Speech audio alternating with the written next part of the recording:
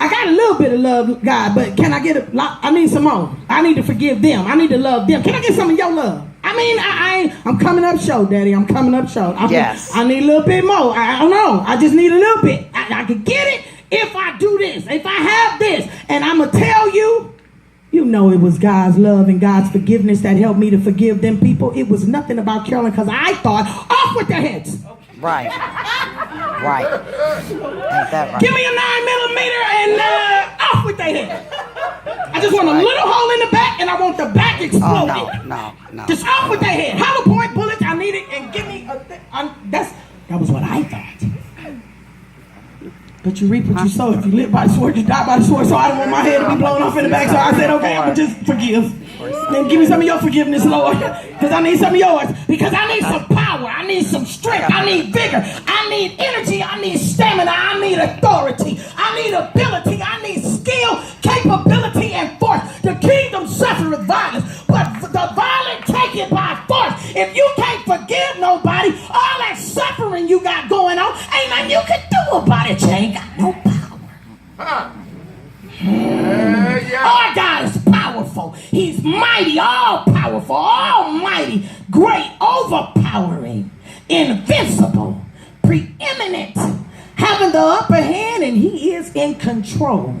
Hallelujah. When we know that we have power, when we know that we have power, hallelujah. We wrestle not against flesh and blood. All things work for our good. And those who love God have power to walk right, power to live right, power to tread over scorpions and serpents, power over disease and sickness, power over hatred, power to forgive, power that is divine, witnessing power, walking in resurrection power, strength over weaknesses power, power in the scripture, scriptural power. We live in the power of God that protects us. Hallelujah. Forgiveness allows God to move on our behalf. Being released from hate to love. Being released from unforgiveness to forgiveness. Being released from bitterness to joy. Being released to resentment, from resentment to forgiveness. From powerless to powerful. Hallelujah. That's power. Hallelujah. Romans says, dearly beloved, avenge not yourselves, but rather give place unto wrath. For it is written, vengeance is mine, I will repay, saith the Lord. Hallelujah. If your enemy hungry, feed him. If he's thirsty, give him something to drink. In doing so, you will heap coals of fire. That's right. You are to overcome evil with good. Don't overcome evil with evil. Amen. Thou preparest a table before me in the presence of my enemies. You hungry? Why you ain't eating? You need enemies to eat. Don't I look fat? I'm fat and flourishing. I got enemies. I pray for them. Yes, Lord. And God prepares a table before me. What else you do at a table but eat? Yes. If you ain't got no table, you ain't eating. You can't be fat and flourishing. So you just sitting up there with a bunch of leaves. You ain't got no fruit. You just got leaves. You need some fruit on your tree. Jesus did it. Jesus said, Father, forgive them, for they know not what they do. He said this while he was looking at the Roman soldiers who had beat him and was betting on his clothes and mocked him and spit on him and beat him and yanked his beard and ripped it and whooped on him and took a crown of the thorns and put it on his head and nailed him to the cross. He said, forgive them, for they know not what they do.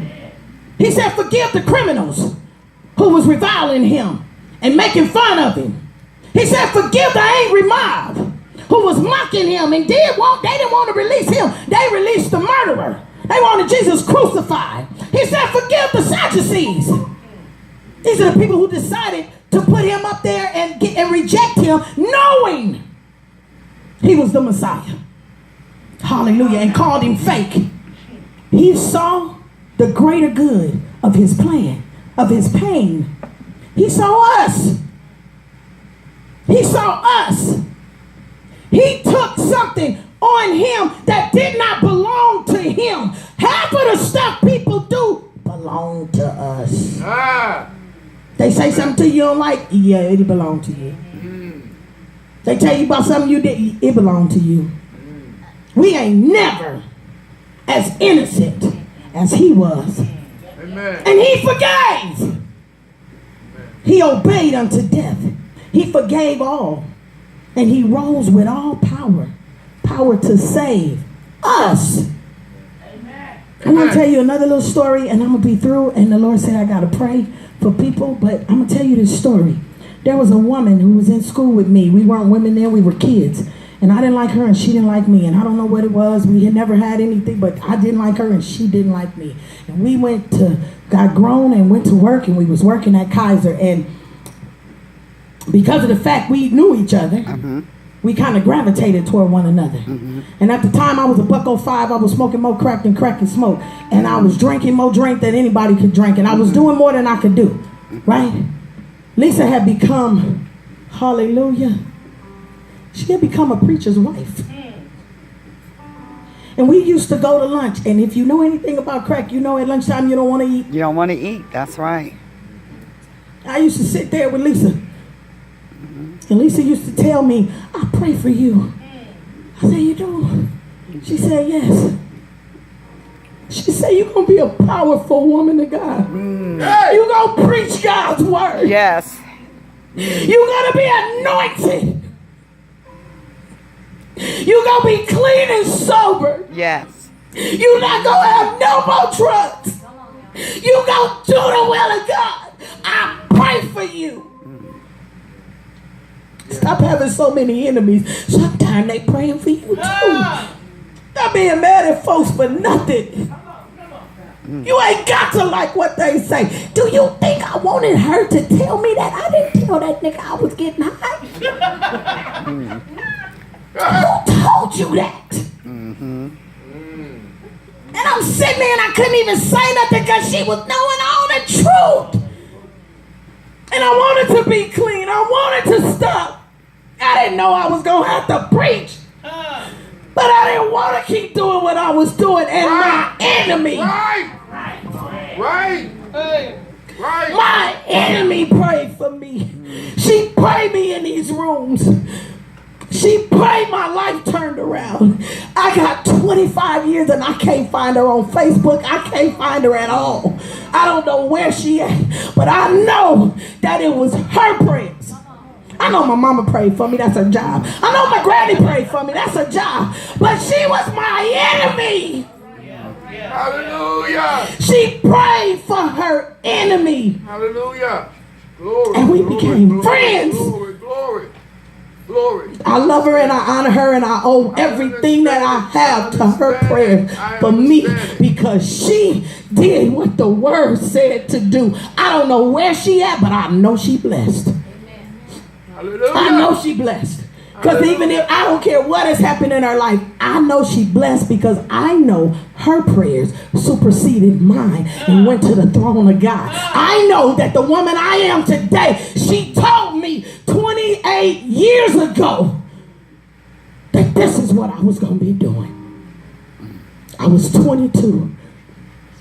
I'm 50. Forgive. It's necessary. You can't make it if you don't forgive. We got a lot going on up in here, but we have to forgive. Let it go. Hallelujah. We have to forgive.